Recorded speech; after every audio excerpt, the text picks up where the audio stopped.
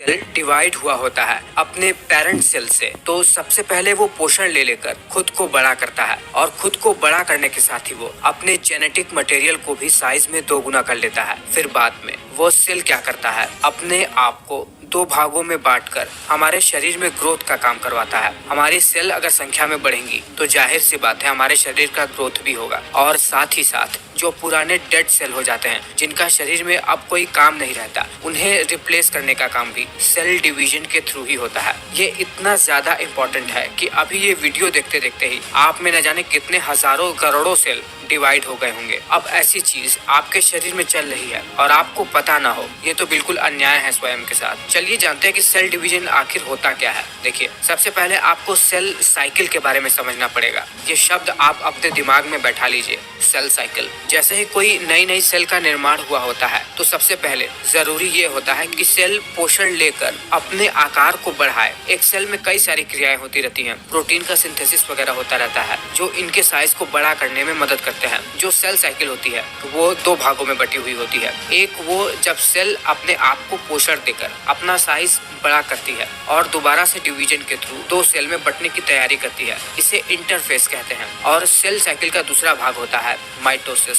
जब शरीर में गैमेट सेल जैसे स्पर्म और एग के अलावा बाकी के शरीर सेल, जिन्हें सोमैटिक सेल्स कहते हैं, अपना डिवीजन करके अपनी संख्या को बढ़ाते हैं। आपको बता दें कि हमारे शरीर में गैमेट सेल यानी सेक्स सेल के अलावा जो भी सेल्स होती हैं उन्हें सोमैटिक सेल्स कहते हैं। देखिए, ये जो इंटरफेस होता है जिसमें सेल अपने आप को पोषण देकर आकार में बड़ा करती है, वो 3 भागों में बटा हुआ होता है। G1 फेज, जिसे गैप 1 फेज या ग्रोथ 1 फेज के नाम से भी जानते हैं। S फेज, जिसे सिंथेसिस फेज भी कहते हैं। G2 फेज, जिसे गैप 2 या ग्रोथ 2 फेज के नाम से भी जानते हैं। और ये पूरी सेल साइकिल लगभग 24 घंटे की होती है। कुछ स्पेशल किस्म के सेल्स होते हैं जो एक बार स्टेम सेल से डिफरेंशिएट होने के बाद दोबारा से कभी भी सेल डिवीजन नहीं करते हैं। ये G0 फेज में ही रहते हैं। जैसे न्यूरॉन, एक न्यूरॉन स्टेम सेल से डिफरेंशिएट हुआ, वो जीवन भर आपके दिमाग में डिवीजन के पर्सपेक्टिव से साइलेंट रहेगा। कभी भी न्यूरॉन डिवीजन के थ्रू एक दूसरे न्यूरॉन का निर्माण नहीं करेगा। और हार्ट सेल भी इसी तरीके से ही होती है। मसल सेल भी G0 फेज में ही रहती है। इन सभी सेल को क्विसेंट सेल के नाम से जानते हैं। चलिए अब जानते हैं कि हमारे सोमैटिक सेल्स जो सेल साइकिल के प्रोसेस को फॉलो करते हैं वो कैसे काम करते हैं।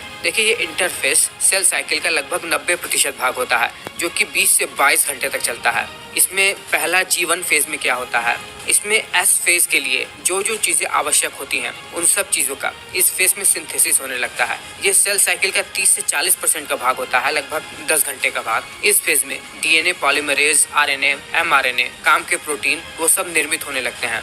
यानी ये फेज मेटाबॉलिकली बहुत ही ज्यादा एक्टिव फेज है। देखिए, G1 फेज के बाद सेल साइकिल अपने दूसरी फेज में पहुंचता है, जिसमें दूसरे फेज में पहुंचने से पहले इसमें पहले वाले फेज को एक चेक पॉइंट के थ्रू ये साबित करना होता है कि जो चीजें इस फेज में हुई हैं वो सब चीजें ठीक से हुई हैं कि भी नहीं। एक स्पेशल किस्म का प्रोटीन होता है, साइक्लिन डिपेंडेंट काइनेज प्रोटीन। ये क्या करता है, ये एक चेक पॉइंट की तरह होता है और ये वो सब चीजें चेक करता है। अगर सब चीजें सही से हुआ है तब ये प्रोटीन G1 फेज को आगे S फेज में प्रोसेस होने के लिए आगे बढ़ा देता है और ये वाला प्रोटीन यानी चेक पॉइंट का प्रोटीन डिस्ट्रॉय हो जाता है।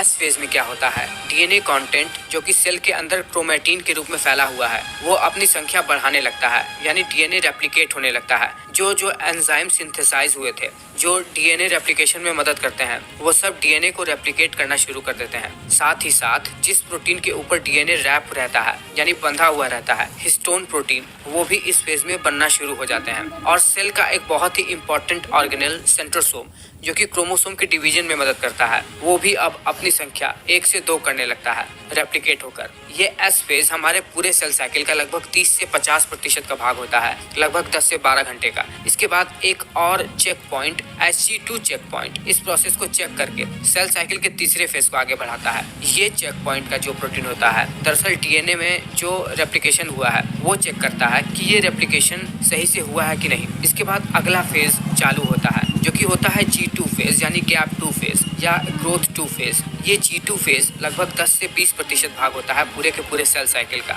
लगभग 2 घंटे का। और इसमें क्या होता है, इसमें काम के प्रोटीन का सिंथेसिस होता है, साथ ही साथ माइटोकॉन्ड्रिया भी डिवाइड होकर कई सारी संख्या में बढ़ जाती हैं। अगर प्लांट सेल है तो क्लोरोप्लास्ट बहुत ज्यादा डिवाइड होकर बहुत सारे बन जाएंगे। इसमें बहुत सारे एटीपी का सिंथेसिस होता है ताकि सेल डिवीजन के समय बहुत ही हैवी मात्रा में इस्तेमाल होने वाले एटीपी की आपूर्ति की जा सके। और इन सब के बाद हमारे सेल साइकिल का सबसे आखिरी स्टेज आता है जिसे एम फेज कहते हैं, यानी माइटोसिस का फेज। माइटोटिक फेज भी 2 फेजेस में जाकर बढ़ जाता है। एक होता है कैरियोकाइनेसिस, जहां कैरियोन का मतलब न्यूक्लियस से है और काइनेसिस का मतलब अलग होना, और दूसरा होता है साइटोकाइनेसिस, जिसमें साइटोप्लाज्म अलग होता है किसी सेल के डिवीजन के समय। एक काम करते हैं, इस बात को यानी इस एम फेज को हम ढंग से अगली वीडियो में समझ लेते हैं, ये माइटोसिस का फेज आखिर काम कैसे करता है। तब तक आप इस सेल साइकिल वाले वीडियो पर अपनी प्रतिक्रिया जरूर दीजिएगा।